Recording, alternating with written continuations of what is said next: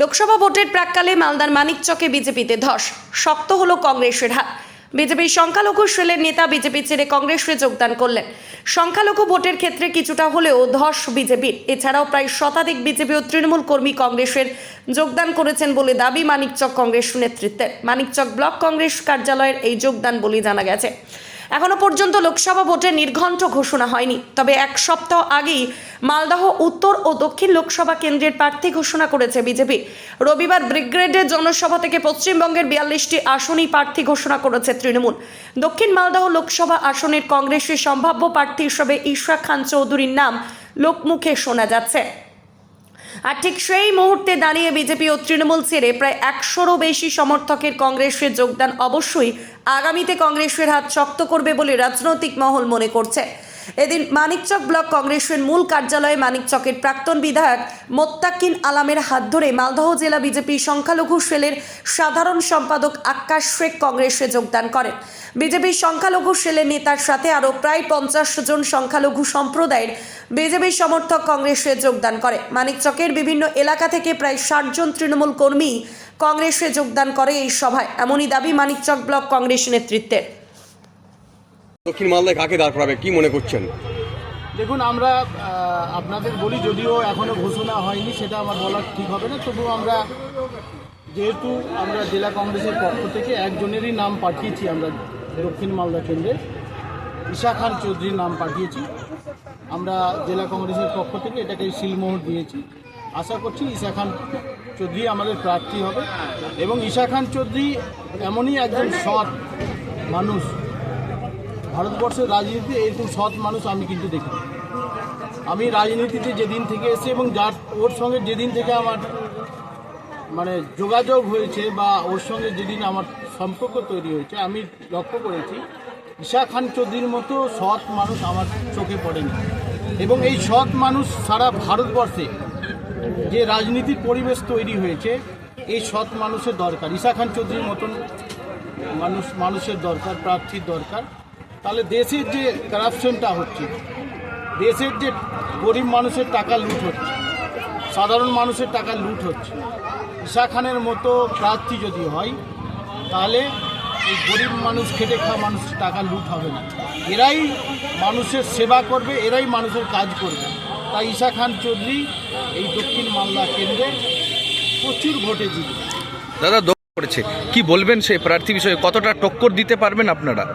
দেখুন, আমি দেখছিলাম, সেটা আমি এক্ষুনি বললাম যে টিএমসির পার্টির পক্ষ থেকে যে তালিকা প্রকাশ করা হয়েছে, আমাদের উত্তর মালদা এবং দক্ষিণ মালদার ক্ষেত্রে হেভিওয়েট নেতা আছে সেখানে তো আপনাদের হেভিওয়েট কাকে বলে? হেভিওয়েট তো মানুষই তৈরি করে। যারা এসছে তারা রাজনীতির কিছুই বুঝে না। আজকে দক্ষিণ মালদা বলুন আর উত্তর মালদার ক্ষেত্রে বলছি আপনাদের, দেখুন এরা অন্য জগতের লোক। মানুষের সেবা এরা বুঝেনি, মানুষের সেবা করতে পারবে না। মানুষের সেবা করার লোক লাগে। আজকে টিএমসির যে তালিকা প্রকাশ হয়েছে সারা বাংলা জুড়ে আমি লক্ষ্য করলাম। ইউসুফ পাঠান ক্রিকেটার বহরমপুরের মাটিতে নিয়েছেন অলিদার বিরুদ্ধে লড়াই করে। এটি কি সম্ভব? হ্যাঁ, তিনি কি করবেন? তিনি ক্রিকেট খেলেন। মানুষের সেবার তো কিছু বুঝেন না, তাকে নিয়ে এসে চমক দেওয়া হচ্ছে। এখানে অদিতদাকে ওখানে একটা হারানোর চক্রান্ত, যে ইউসুফ পাঠানকে নিয়ে আসো, ভোট কাটাকাটি করে বিজেপি ওখানে জিতবে।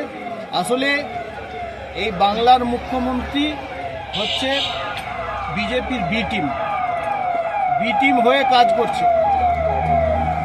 এরা বিজেপির সঙ্গে একটা গট আপ করছে যে বাংলার কংগ্রেসটাকে শেষ করা যায় কীভাবে, সেটা এই চক্রান্ত করছে। কিন্তু বাংলার মানুষ আর ওই ভুল করবে না। দাদা, দক্ষিণ মালদার ক্ষেত্রে তো মালদারই প্রার্থী তৃণমূলের।